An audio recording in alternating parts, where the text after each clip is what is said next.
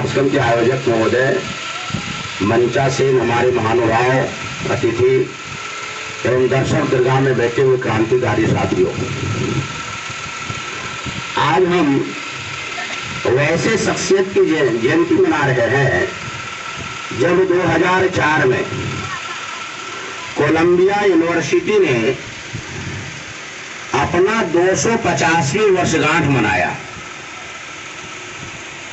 क्योंकि 1754 में Colombia university की स्थापना है। जब उसके 250 साल पूरे हुए तो उस यूनिवर्सिटी ने देखा कि 250 साल में जितने भी विद्यार्थियों ने वहां अध्ययन किया है, ऐसे विद्यार्थियों का 100 लोगों का लिस्ट तैयार किया जो विद्यार्थी अपने अपने देशों में महान योगदान का काम किया हो। और ऐसे जो 100 विद्यार्थियों को लिस्ट बनाया, उसमें नंबर 1 विद्यार्थी डॉक्टर बाबा साहब भीमराव अम्बेडकर का लिया गया। उनको उपाधि दी गई the founding father of modern India, आधुनिक भारत का पिता। अब ऐसे शख्सियत के हम लोग आज जयंती मना रहे हैं। चूंकि समय कम है इसलिए मूल बातें पर मैं आता हूं। साथियों, 17 अगस्त 1952 को बाबा साहब अम्बेडकर एक महत्वपूर्ण बात कहते हैं कि मेरा जय जयकार करने की बजाय मेरा जो अधूरा काम है उसको पूरा करने के लिए जान की बाजी लगा दो। 17 अगस्त 1952 को ही क्यों कर रहे हैं?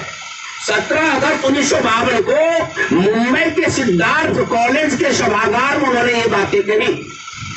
17 अगस्त 1932 को बाबा साहब अम्बेडकर अंग्रेजों से लड़ झगड़ कर 4 अधिकार हासिल करते हैं। 17 अगस्त 1932, जिसमें एक महत्वपूर्ण अधिकार जो सेपरेटेड है, अलग निर्वाचन क्षेत्र, जिसको मोहनदास करमचंद गांधी जी ने 24 सितंबर 1932 को पुनः पैक्ट करवा करके खत्म कर दिया, जिससे इस देश में रियल रिप्रेजेंटेशन ही खत्म हो गया। और चौथा जो अधिकार है वो भी महत्वपूर्ण अधिकार, जो वोट देने का अधिकार है। जो वहां बहस चली थी गवर्नमेंट सम्मेलन में, गांधी जी के लोग कह रहे थे कि वोट देने का अधिकार उन्हीं लोगों को होना चाहिए जो ग्रेजुएट है, जो इनकम टैक्स पे करते हैं। बाबा साहब अम्बेडकर ने देखा, उन्होंने सोचा कि हमारे लोग तो एक अनपढ़ गवार है, इनका एजुकेशन 0 है और इकोनॉमिक कंडीशन भी 0 है, मगर एक चीज है जो बढ़ता है, हमारे लोगों पर एक चीज बढ़ता है, हमारे लोग पैदा लेते हैं और इसकी उम्र बढ़ती है, शिक्षा भी नहीं बढ़ता और पैसे भी नहीं बढ़ते। मैं उस समय की हालात में बता रहा हूं, आज तो बढ़ ही रहे हैं, आज की हालात तो बढ़ ही रहे, शिक्षा भी बढ़ रहा है, पैसा भी बढ़ रहा है।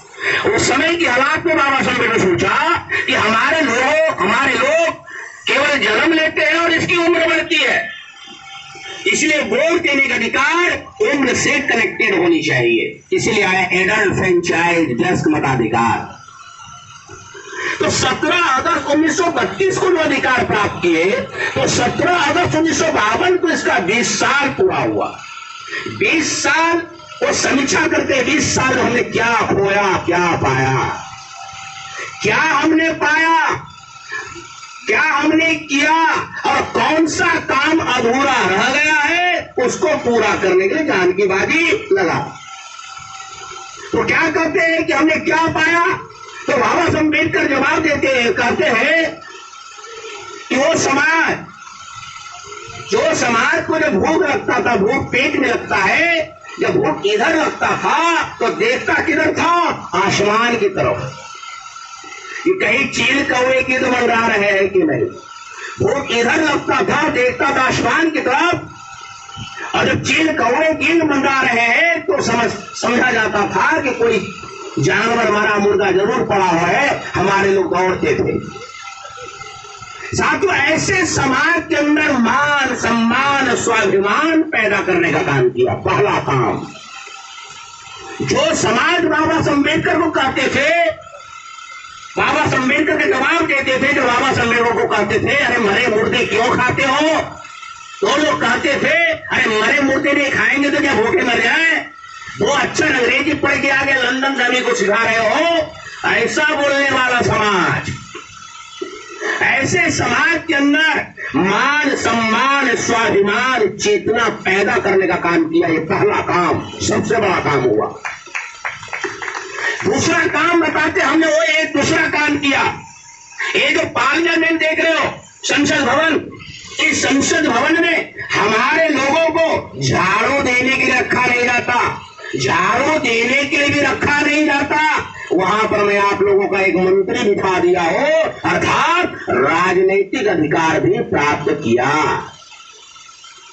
और तीसरा काम किया, जो हमारा समाज शिक्षा से वंचित था, जिसकी वजह से सारे हालात पैदा हुए एजुकेशन की वजह से, उन लोगों के लिए हमने एजुकेशन का दरवाजा खोला, निःशुल्क एजुकेशन की व्यवस्था की। यहां तो किया ही किया, फॉरेन एजुकेशन की व्यवस्था किया। बहुत सारे लोगों का लिस्ट बनाकर फॉरेन एजुकेशन भी बाबा साहब के दिलवाए। ये 3 काम हमने किया, मगर कुछ काम है जो अधूरा है, जिसको पूरा करना है। वो कौन सा काम है? कहते हैं सामाजिक क्रांति करना होगा। सामाजिक क्रांति करना होगा। सामाजिक क्रांति से क्या होगा? राजनीतिक क्रांति होगा। सामाजिक क्रांति से राजनीतिक क्रांति होगा, और राजनीतिक क्रांति से हमारा समाज शासक वर्ग में तब्दील होगा, अर्थात शासन करती जमात बनेगा। सामाजिक क्रांति से राजनीतिक क्रांति होगा, और राजनीतिक क्रांति से हमारे लोग शासन करती जमात में तब्दील होंगे।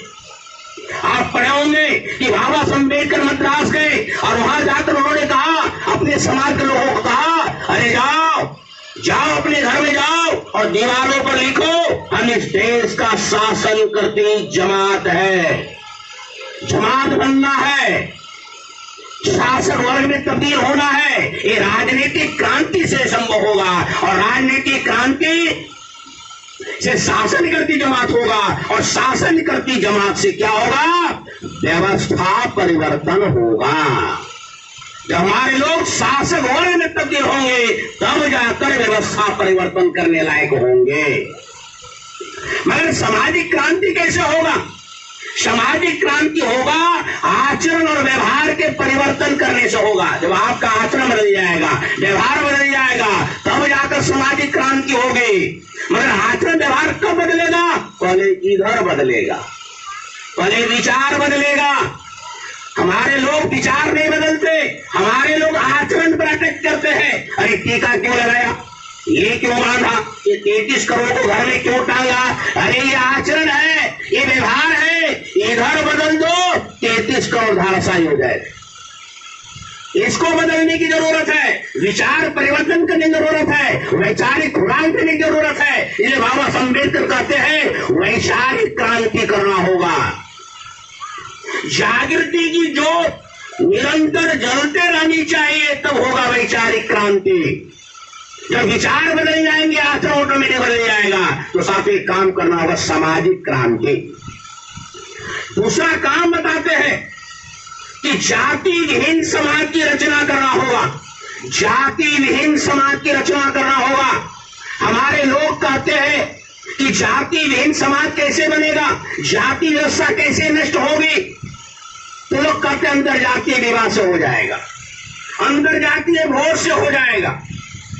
तो बाबा साहब अम्बेडकर जवाब देते हैं एनिहिलेशन ऑफ कास्ट में, उसमें जवाब देते हैं अंतर जातीय भोज से, अंतर जातीय विवाह से जाति व्यवस्था नष्ट नहीं होने वाली है। ये जाति व्यवस्था जिस धार्मिक मान्यताओं पर टिका हुआ है, उन मान्यताओं को, उस सिस्टम को खत्म किए बगैर जाति व्यवस्था खत्म होने वाली नहीं है। अब धार्मिक मान्यता क्या है? केवल एक उदाहरण, हमारे समाज की महिलाएं बरगद और पीपल का पेड़ के चारों तरफ घूमती है, 7 चक्कर लगाती है, सूत्र बांधती है, 7 फेरे लगाती है, और क्या कहती है? 7 जन्म में यही पति मिलना चाहिए। सातों जन्म में यही पति मिलना चाहिए। अगर पति लूल्हा है, लंगड़ा है, कोढ़िया है, बहरा है, दारू पीकर आता है, 4 जूते डेली लगाता है, फिर भी कहता सातों जन्म में यही मिलना चाहिए। यही धार्मिक मान्यता है। क्यों? दिमाग में डाल के रखा है ये 7 जन्म का रिश्ता है। दिमाग में पहले डाल के रखा है ये 7 जन्म का रिश्ता है। जो अभी मिल गया ये 7 जन्म तक मिलेगा। और इसी वजह से इस देश में क्या हुआ, सती प्रथा का जन्म हुआ कि महिलाएं मर गई, पति अगर मर गया तो कहा तू भी सती हो जा। क्यों सती हो जा? क्योंकि पति मर गया। अब पति मर गया तो ये तो पुनर्जन्म ले लेगा। तुम इसी जन्म में रहोगे, इसी जन्म में रहोगे। पति अगला जन्म ले लेगा तो अगले जन्म में पुनर्मिलन कैसे होगा? तुम तो रहोगे इसी जन्म में, इसलिए तू भी मर जा। जब तू भी मर जाओगे तो दोनों एक साथ अगले जन्म में पैदा लोगे तो पुनर्मिलन होगा। ये जो धार्मिक मान्यता डाल के रखा हुआ है। और इस वजह से क्या हुआ, हर माँ बाप अपनी बेटी की शादी जाति में लड़का ढूंढता है। जाति कहां तक खत्म होगा? शादी जाति विहीन समाज की रचना कर रहा होगा। और अंतिम बात एक मैं कह रहा हूं कि हमारे समाज की जो पढ़ा लिखा समाज है, जो बुद्धिजीवी वर्ग है, अब इनको अंतिम तक क्या करना होगा, क्या करना होगा? एक उदाहरण से मैं समाप्त कर देता हूं। महामानव गौतम बुद्ध और भंते महाकश्यप दोनों गया में नदी किनारे, एक नदी किनारे बैठकर चर्चा कर रहे थे।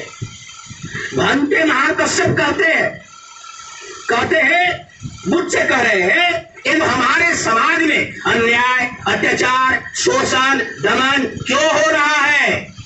तो बुद्ध जवाब देते हैं हमारा जो समाज है अज्ञानता में है, अनपढ़ है, इसलिए अन्याय अत्याचार ज्यादा हो रहा है।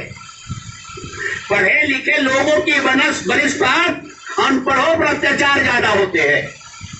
तो फिर भंते महाकश्यप ने कहा ऐसा कब तक चलेगा, मतलब अत्याचार कब तक चलेगा?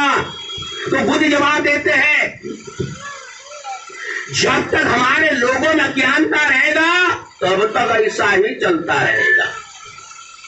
जब तक अज्ञानता रहेगा तब तक ऐसा ही चलता रहेगा। फिर उसने अगला सवाल फिर रखा, क्या वंदना करने से, प्रार्थना करने से, मोमबत्ती कैंडल जलाने से, योग ध्यान करने से समाज की अज्ञानता दूर नहीं होगी? अगर हम वंदना करते हैं, प्रार्थना करते हैं, योग ध्यान कर लेते हैं, क्या समाज की जो अज्ञानता है वो दूर नहीं होगा? तो बुद्ध इसका जवाब देने के बजाय एक सवाल खड़ा करते हैं। एक सवाल खड़ा करते हैं। क्या सवाल खड़ा करते हैं? कहते देखो हम जिस नदी के किनारे बैठे हैं वो नदी का नाम था निरंजना नदी। कहते हम इस नदी के किनारे बैठे हैं, निरंजना नदी के किनारे। हम इस किनारे को है, हम उस पार के किनारे को जाना चाहते हैं, बताओ कैसे जाएंगे? हम इस पार है, हम उस पार जाना चाहते हैं, उस किनारे को कैसे जाएंगे? तो भंते महाकश्यप कहते हैं कि अगर नदी में पानी कम है तो हम पैदल चले जाएंगे, पैदल पार हो जाएंगे। और नदी में पानी यदि ज्यादा है, डुबाव है, डूबने जैसा है, तो हम तख्त का सहारा लेंगे, नाव का सहारा लेकर उस पार जा सकते हैं। तो बुद्ध कहते हैं चलो हम इसी किनारे बैठकर हम योग करते हैं, ध्यान करते हैं, वंदना करते हैं, प्रार्थना करते हैं, कैंडल जलाते हैं कि जिस किनारे को हम जाना चाहते हैं वो किनारा मेरे पास आ जाए। हम उस पार जाना चाहते हैं, हम यही वंदना प्रार्थना करते हैं, वो किनारा मेरे पास आ जाए। तो भंते महाकश्यप कहते हैं बिल्कुल संभव नहीं है, ये बिल्कुल संभव नहीं है। तो बुद्ध समझाते हैं ये जो अज्ञानता है, अज्ञानता कहां है? समाज में है। अज्ञानता समाज में है, इसलिए हमें समाज के बीच जाना होगा। समाज के लोग अज्ञानी है, वो हमारे पास नहीं आएगा कि मैं बहुत बड़ा जानकार हूं, मेरे पास नहीं आएगा, हमें उसके पास जाना होगा। अज्ञानता क्या है उसको पता ही नहीं है, ज्ञान क्या होता है ये भी पता नहीं है। तो मेरे पे कैसे आएगा? हमारी शब्द को, बुद्ध की बात को ब्राह्मणों ने काउंटर किया। ब्राह्मणों ने क्या कहा?